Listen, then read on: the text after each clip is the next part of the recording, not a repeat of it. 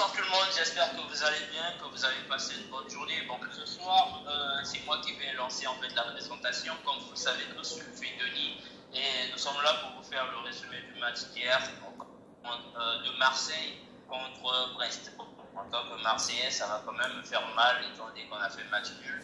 Mais je vais garder toute l'objectivité du monde. Alors, Julien, tu peux te présenter s'il te plaît? Bonsoir, donc du bien votre fidèle serviteur. Donc aujourd'hui on peut massacrer Denis parce que le match qu'on a vu hier, ça me réjouit. J'aurais souhaité que Marseille puisse perdre, mais bon, on va déjà se contenter du nul. On sait qu'ils sont doués pour perdre les matchs, donc ils vont certainement se rattraper au prochain ou celui d'après. Revenons sur le match qui a eu lieu hier entre Brest et Marseille. On a quand même vu de bonnes choses de la part des deux équipes. Même si on s'attendait à ce que Marseille puisse quand même s'imposer. Tu ne penses pas? Oui, bien sûr. Ok, maintenant, dis-moi, qu'est-ce que tu trouves de positif dans cette équipe marseillaise par rapport au match? Quelque chose de positif hier? Oui, oui. Non, il n'y avait rien. Il n'y avait rien si ce n'est que le match nul. Genre, le point gagné, c'est tout ce qu'il y avait de positif hier. Que ce soit le coach, son staff, les joueurs sur le terrain, l'avant-centre, ils ont tous été nuls, mais alors très nuls. Milik, casse-toi. Payet, on te demande toujours ce qu'il faut au banc de touche. Tu dors, comme son nom le dit, il dort toujours. Donc, toi, tu aurais préféré qu'on puisse... Oui, vas-y. Gerson, il a été lent comme pas possible, franchement. Cette équipe de Marseille, que dire de Balerdi? Ce mec n'a même pas le niveau d'aller jouer en national. D'accord, je vois. Lorsqu'il s'agit de Marseille, on sent qu'il est vraiment touché. Mais bon, il faut déjà parler de la domination rien qu'en termes de tirs. On vous a largement dominé. On a 17 tirs du côté de Brest, donc 5 cadrés. Et du côté de Marseille, 5 simplement. 5 tirs et 2 cadrés. J'ai vraiment aimé le second but du match. Donc celui de Brest qui a égalisé à la 61e minute. C'était vraiment un magnifique but. Mais moi, je pense plus sur le fait que... l'OM est en train de mener la partie, donc le score était de 1 à 0. Et s'il n'y avait pas cette petite erreur qui a conduit au corner, je pense que vous aurez pu gagner le match quand même. Tu ne penses pas? Non, même pas. Le point du match nul est complètement mérité. C'est vrai qu'ils ont mené au score. C'est vrai qu'on a mené au score, mais en termes de jeu produit, franchement, il n'y avait rien du tout. Il n'y avait pas de combinaison. On n'a pas pu faire 10 passes d'affilée, voire même 5, même pas. Il suffisait juste de prendre le ballon, de dégager devant. Chigo, on voit très bien que ce n'est pas l'ami du ballon. Le ballon n'est pas son ami et qu'il est là simplement pour défendre. Dès qu'il a le ballon, il dégage le ballon devant, tout le reste, ce n'est pas son problème.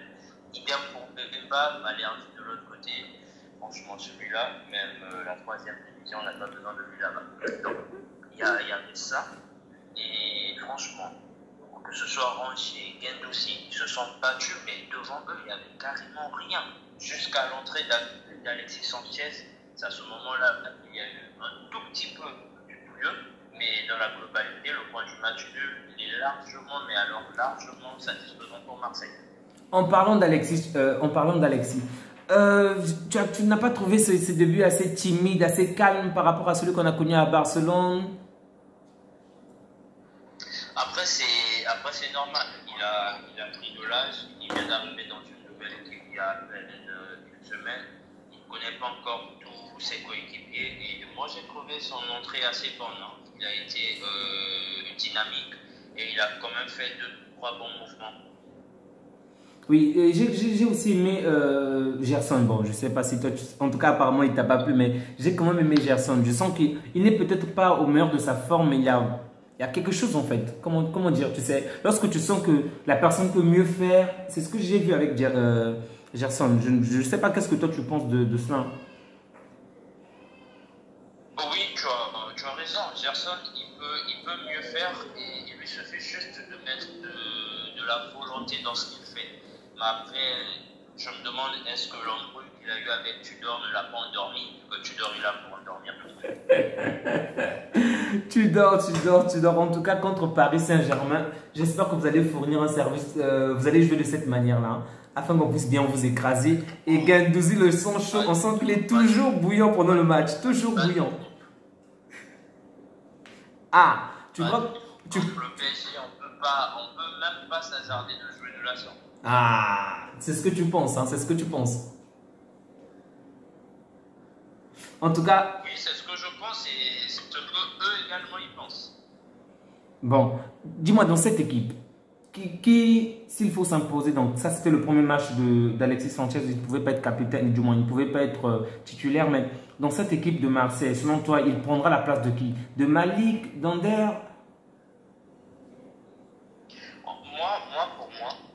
Pour moi, j'aimerais qu'ils puissent mettre derrière Milik ou peu importe, que ce soit Bamba Dieng, que ce soit Papa. Ah, excusez-moi, Milik, excusez-moi. Alexis Sanchez, Payet, les deux sont des créateurs et l'avant-centre, il aura des ballons. Attends, on revient un peu. Tu souhaites qu'on puisse aligner, quels sont les joueurs qu'on devrait aligner?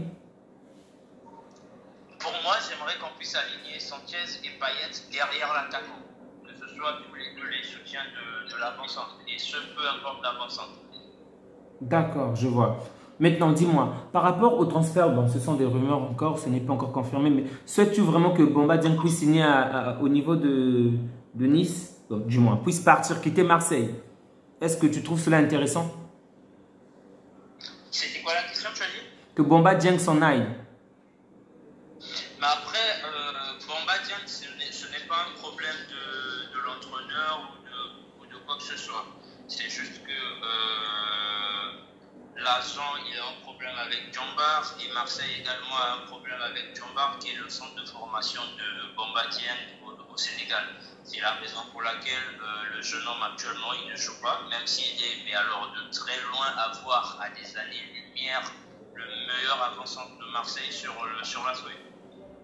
D'accord, d'accord. Et as-tu une idée du souci qu'il y a entre le centre de formation et Bamba Dieng? Excusez-moi. Oui, déjà, c'est par rapport au contrat qu'ils ont entre Djambar et Marseille. Tu sais que dans tout partenariat, les uns et les autres doivent accomplir leurs obligations. Exact. Actuellement, il n'y a pas assez d'informations par rapport à ça, mais dès qu'il y aura du nouveau, je vais t'en faire part. D'accord. Ok, donc en tout cas, lorsqu'il s'agit de Marseille, il est toujours au taquet, il est prêt à tout, mais ne t'en fais pas, on va bientôt vous refroidir, hein. Il suffit d'un petit match entre Paris Saint-Germain et Marseille et on verra toute la différence. Personnellement, j'espère en tout cas qu'il va rester, c'est quand même un bon joueur, je trouve cela intéressant, je trouve son jeu assez intéressant. Maintenant, du côté de Tudor, est-ce que tu penses que les performances de l'équipe actuelle, du moins, que Tudor devrait faire plus ou peut-être que le fait qu'il soit un nouveau coach, qu'il n'ait pas eu assez de temps en tout cas pour préparer cette équipe-là, tu penses qu'il va fournir quelque chose de mieux que le coach sortant? Déjà, la préparation, elle a été nulle, voire catastrophique. Carrément. Pour l'instant, mis à part le premier match qui était un match à domicile, Okay. dès qu'on a joué à l'extérieur, on a déjà vu tous les lacunes que l'équipe avait.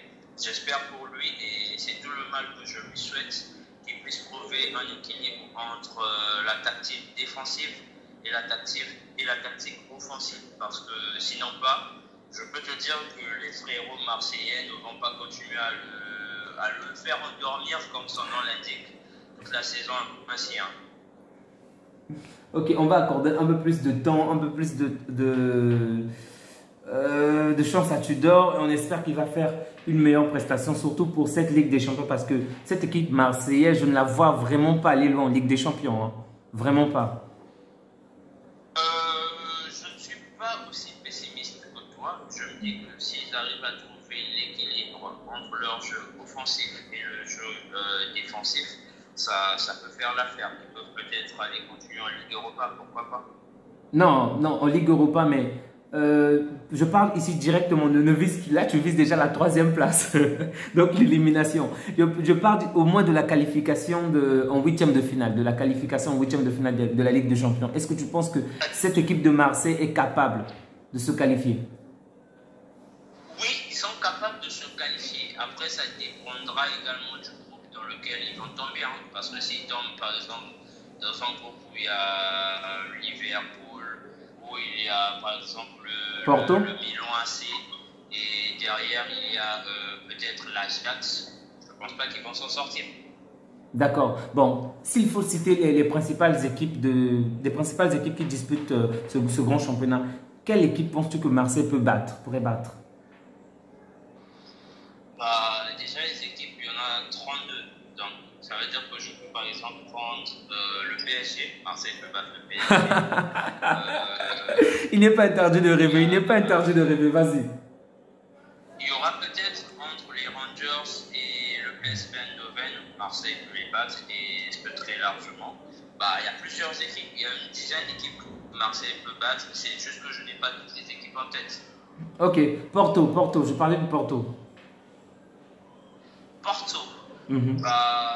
Porto, déjà, il y a 2 ou 3 ans, je pense qu'ils nous ont battus. Mhm. Et le Porto, actuellement, je ne l'ai pas encore suivi. Mais bon, on verra, on verra. Maintenant, une autre équipe qui m'intéresse énormément. On va peut-être en parler plus tard, c'est celle de Mourinho. J'espère qu'on va vraiment avoir du temps pour parler de Mourinho parce que je me dis que si vous vous qualifiez pour l'Europa League, est-ce que vous êtes capable de battre celle de Mourinho parce que l'équipe de Mourinho est prête pour cette coupe-là. Je pense même qu'ils vont la remporter. Hein. Face même à United. Ah. Je ne pense pas, non. Je ne pense pas, mais alors pas du tout. Attends, tu ne penses pas que Marseille est capable de battre la Rome? Hein? Non, Marseille ne peut pas battre la Rome. Marseille ne pourra pas battre les Rome, non. En tout cas, c'est sur ces paroles positives de la part d'un Marseillais que nous allons vous souhaiter une excellente soirée. En tout cas, prenez bien soin de vous et n'hésitez surtout pas à liker, à partager et à vous abonner. Tu as quelque chose d'autre à dire, Denis? Non, pas du tout. Si ce n'est qu'ils puissent prendre soin d'eux et que Dieu les bénisse. Bonne soirée. Au revoir. Au revoir.